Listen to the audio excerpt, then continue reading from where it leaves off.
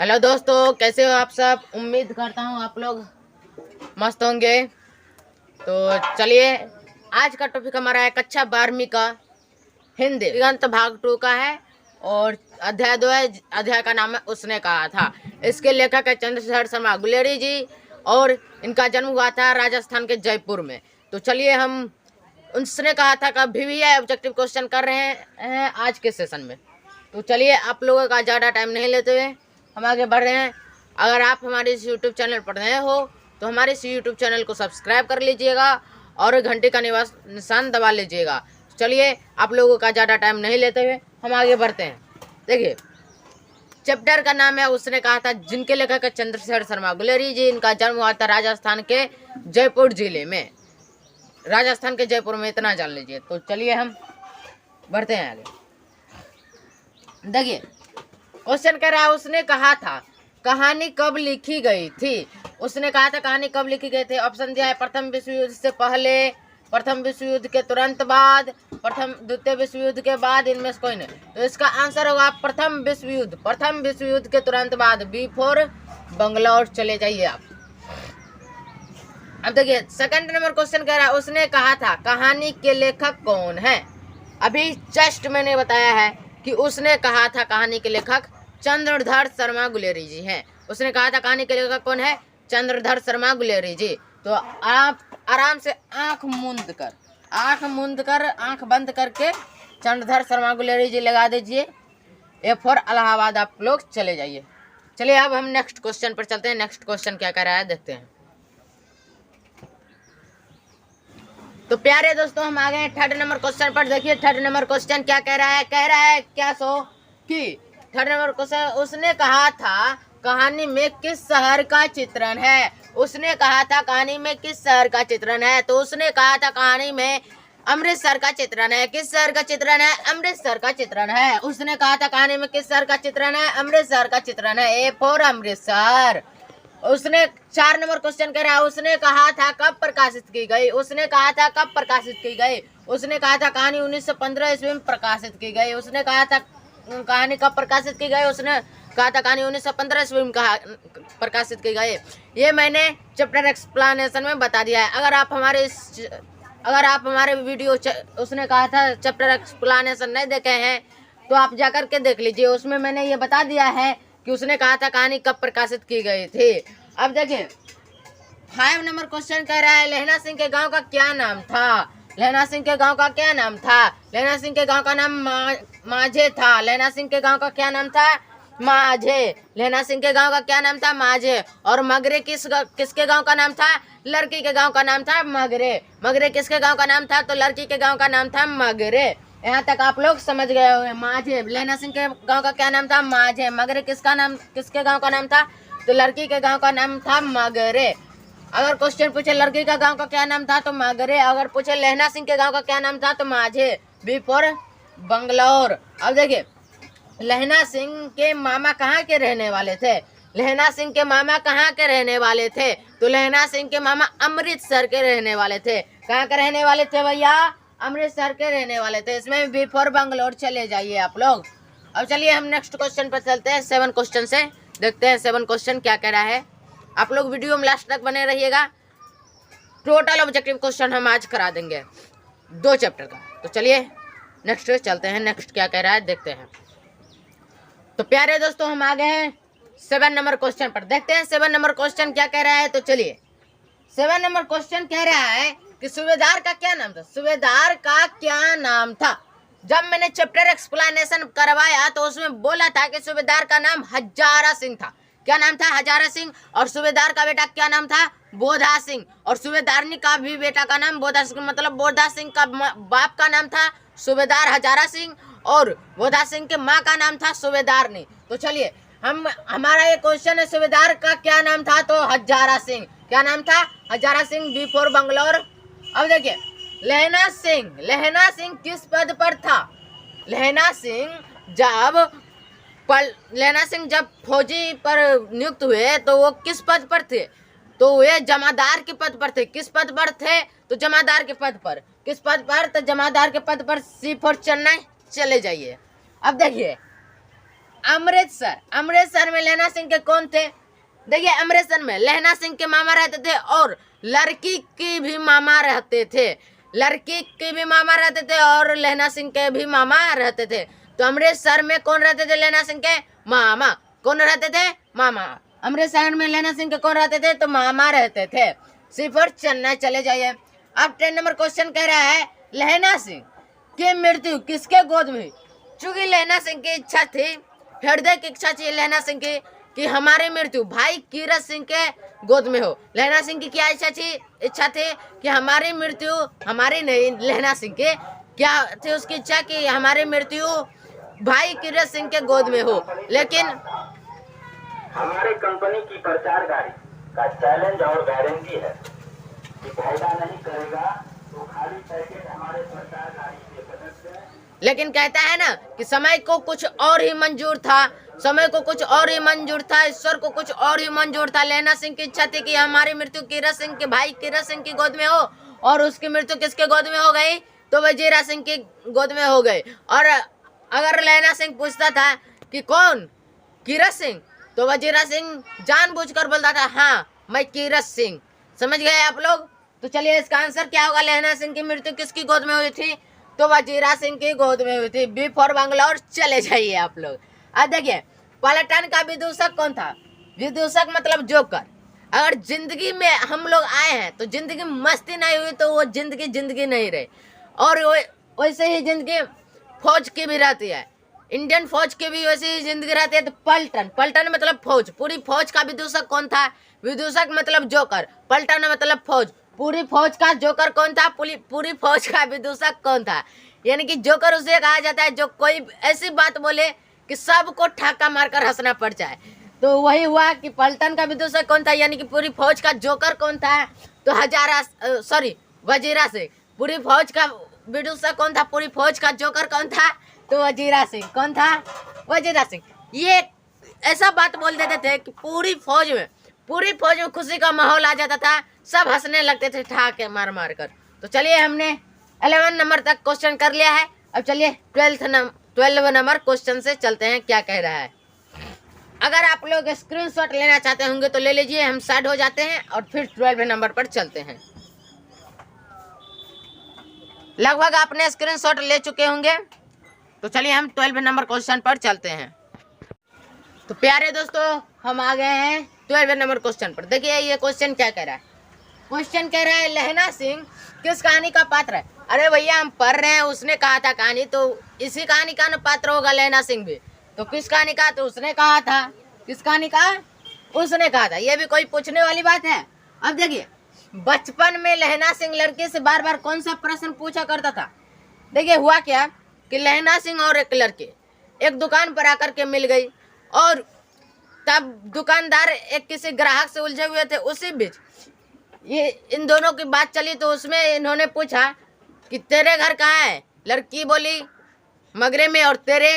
तो लहना सिंह बोला माझे में। लड़की बोली तू यहाँ कहाँ रहती है? तो लहना सिंह बोलता है क्या जो हम मामा के यहाँ रहते हैं? लड़की बोलती है मैं भी मामा के यहाँ रहता हूँ, अतर सिंह के बैठक में। लड़का बोलता है मेरे मामा यहाँ ही है, अमृतसर में ही, गुरु बाजार में। समझ गए? उसी समय ये लोग लहना सिंह पूछते हैं लड़के से कि तेरी कुरमाई हो गई? लड़की कहती है धत, और धत का कर भाग जाती है। ऐसा ही चलता रहा। एक दिन लहना सिंह इसी प्रकार लड़की से पूछी तेरी कुरमाई हो गई? तो लड़की बोलते हैं हाँ हो गई, देखते नहीं रेशम से करा हुआ सालो। तब लहना सिंह का दिल टूट गया। तो यही हुआ।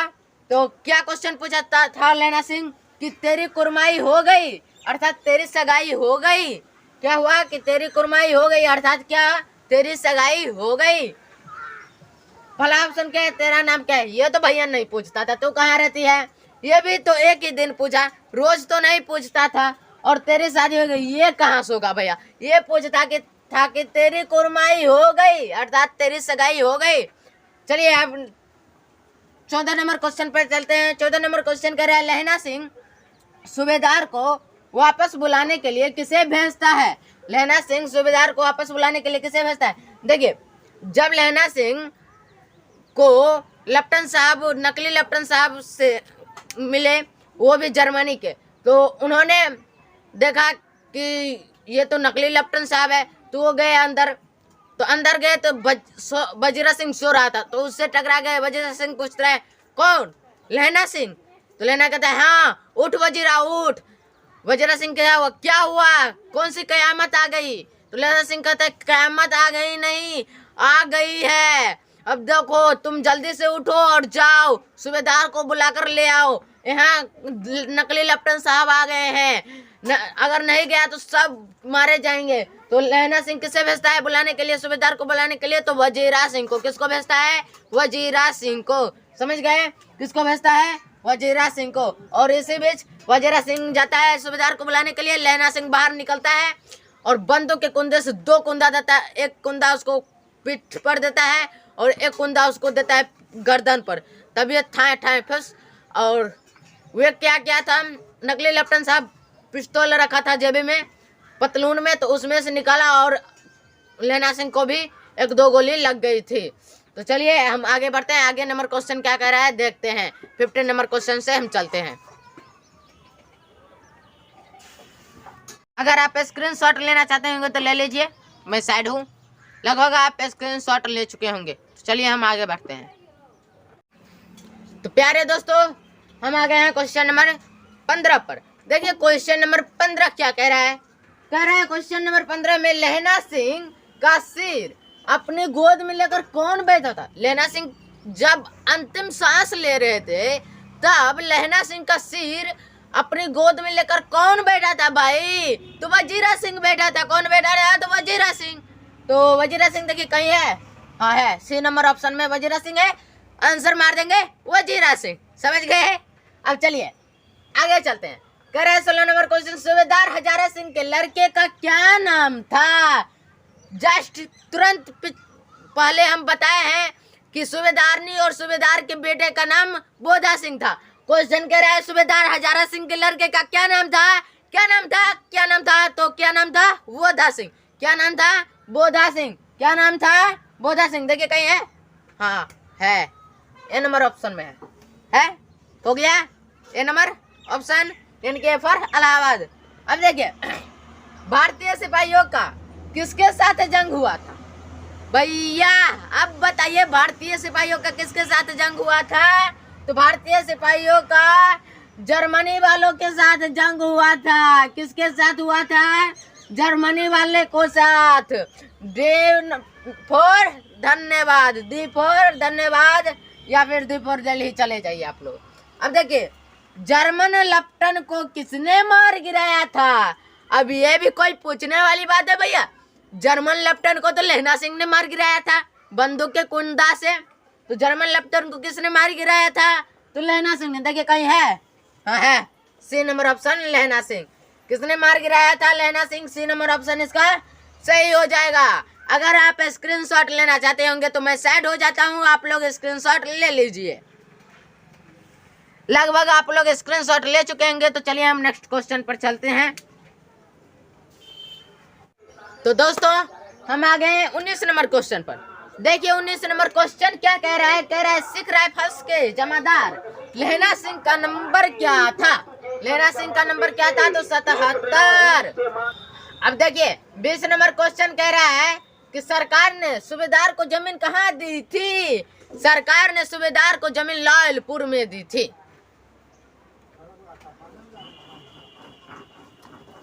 सरकार ने सूबेदार को जमीन कहाँ दी थी? तो लायलपुर में।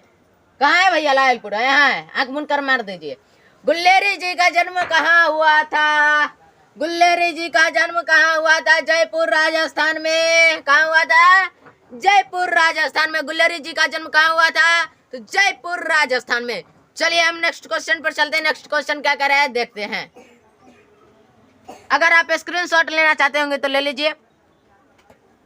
लगभग आप स्क्रीनशॉट ले चुके होंगे। तो हम आगे बढ़ते हैं। तो प्यारे दोस्तों हम आ गए हैं 22 नंबर क्वेश्चन पर। देखिए 22 नंबर क्वेश्चन क्या कह रहा है। कह रहा है सुखमय जीवन किसकी रचना है भैया? देखिए सुखमय जीवन चंद्रधर शर्मा गुलेरी जी की रचना है। कह रहे कछुआ धर्म किसकी रचना है, किसकी कृति है? तो ये भी चंद्रधर शर्मा गुलेरी जी की है। यानी कि 22 नंबर का ऑप्शन नंबर ए सही है और 23 नंबर का ऑप्शन नंबर डी सही है। पुरानी हिंदी किसकी रचना है भैया? ये भी चंद्रधर शर्मा गुलेरी की है।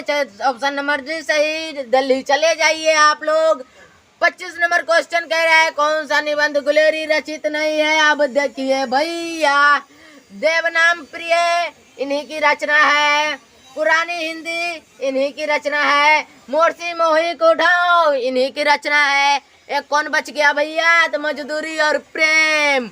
मजदूरी और प्रेम इनकी रचना नहीं है। ऑप्शन नंबर बी से बंगलोर आप लोग चले जाइए। तो अगर आप लोग स्क्रीनशॉट लेना चाहते होंगे तो ले लीजिए। हम नेक्स्ट चलते हैं। लगभग आप लोग स्क्रीनशॉट ले चुके होंगे तो हम चलते हैं नेक्स्ट। तो प्यारे दोस्तों, हम आ गए हैं 26 नंबर क्वेश्चन पर। अब इसका आंसर आप लोग दीजिए।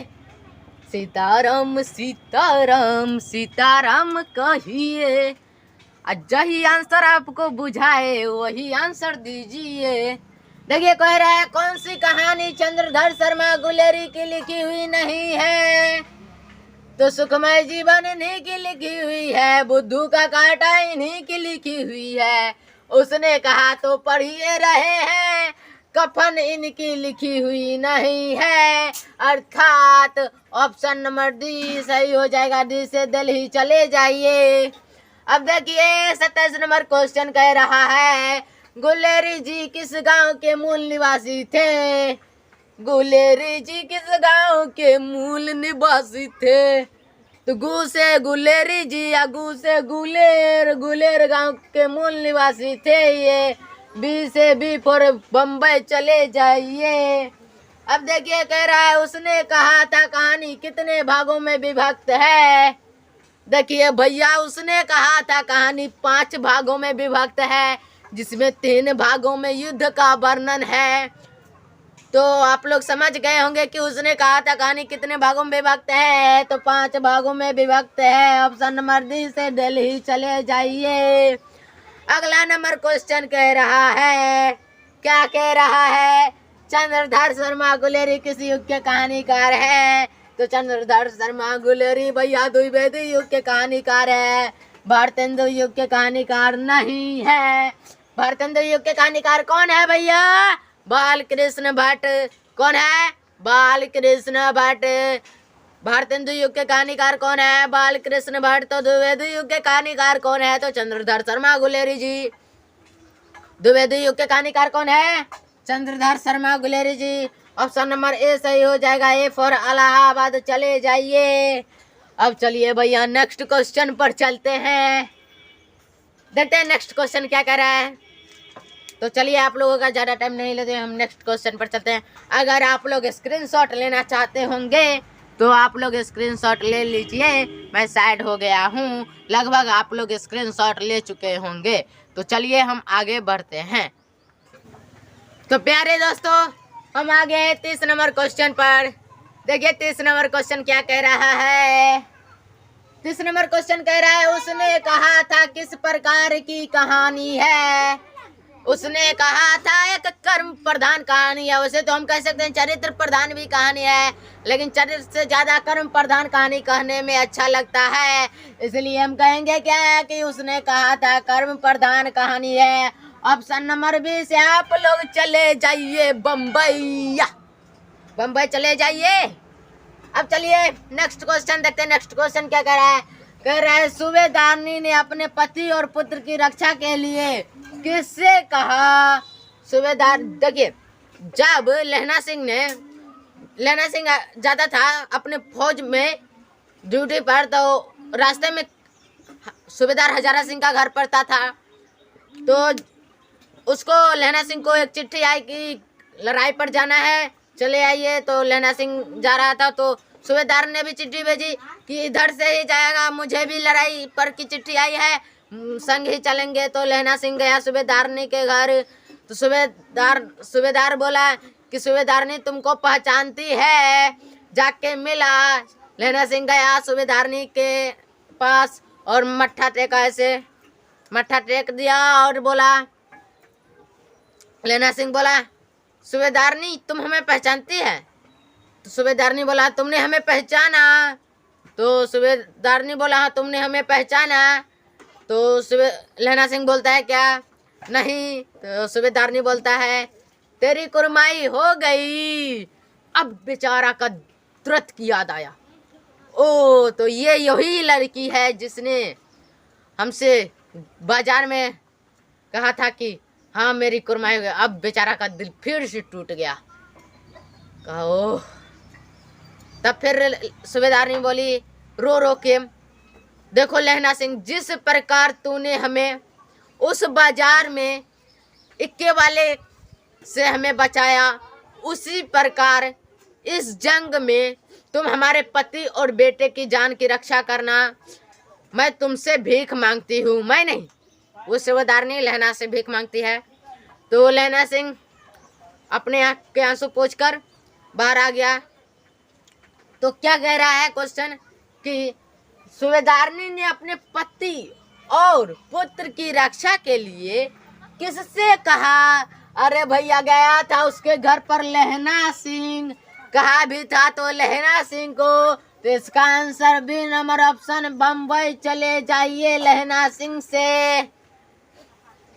अब देखिए लहना सिंह जब उस लड़की से मिला था तब लड़की का उम्र क्या था भैया? देखिए जब लहना सिंह उस लड़के से मिला था तब लड़की का उम्र 8 वर्ष था और लहना सिंह का उम्र तब 12 वर्ष था।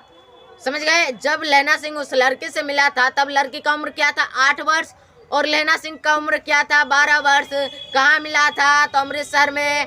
वहीं से इनकी प्रेम कहानी शुरू हो गई और मिला था तो उसमें बातें हुई और लहना सिंह ने पूछा तेरी कुरमाई हो गई? तो लड़की बोली नहीं, धत धत कहकर चली जाती थी। और एक दिन ऐसा आया, उसी प्रकार लहना सिंह ने लड़के से पूछा तेरी कुरमाई हो गई? लड़की कहती है हाँ हो गई, देखते नहीं रेशम से कढ़ा हुआ सालू। लहना सिंह का दिल टूट गया। लेकिन जब लहना सिंह को ये काम सौंपा गया कि सूबेदारनी के पुत्र और पति की रक्षा के लिए, तब भी लहना सिंह के दिल में उस लड़की के लिए उतना ही प्रेम था जितना अमृतसर बाजार में मिलने पर हुआ था। समझ गए? यानी कि उस समय इसके लड़की की उम्र क्या थी? 8 वर्ष। कितनी थी? 8 वर्ष। चलिए अब नेक्स्ट क्वेश्चन पर चलते हैं। नेक्स्ट क्वेश्चन क्या कह रहा है देखते हैं।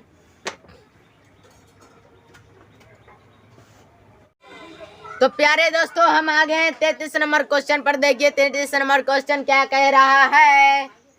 कह रहा है मुल्ला जी की दाढ़ी किसने मूड़ दी थी? मुल्ला जी की दाढ़ी किसने ऐसे मूड़ दी थी? तो वो कौन था? लहना सिंह। कौन था? लहना सिंह। अब देखिए लड़की के मामा कौन थे? सूबेदार तो लड़की के पति थे, लहना सिंह तो लड़की का लवर था। अत्तर सिंह। लड़की के मामा कौन थे? अत्तर सिंह। सी फॉर चेन्नई का गाड़ी आप लोग धर लीजिए। अत्तर सिंह। यहाँ आपका हो गया एंड। यहाँ आपका चैप्टर का जितना भी ऑब्जेक्टिव था हमने करा दिया है। अगर वीडियो पसंद आए तो एक लाइक कर दीजिएगा। हमारे इस यूट्यूब चैनल पर आप नए हो तो इसे सब्सक्राइब कर लीजिएगा और जितना हो सके शेयर कर दीजिएगा। मिलते हैं नेक्स्ट वीडियो में। हंसते रहिए, मुस्कुराते रहिए, मस्त रहिए और अपने पढ़ाई पर फोकस करते रहिए, ना कि जीएफ बीएफ पर फोकस करते रहिए। तो चलिए मिलते हैं नेक्स्ट वीडियो में। तब तक के लिए जय हिंद।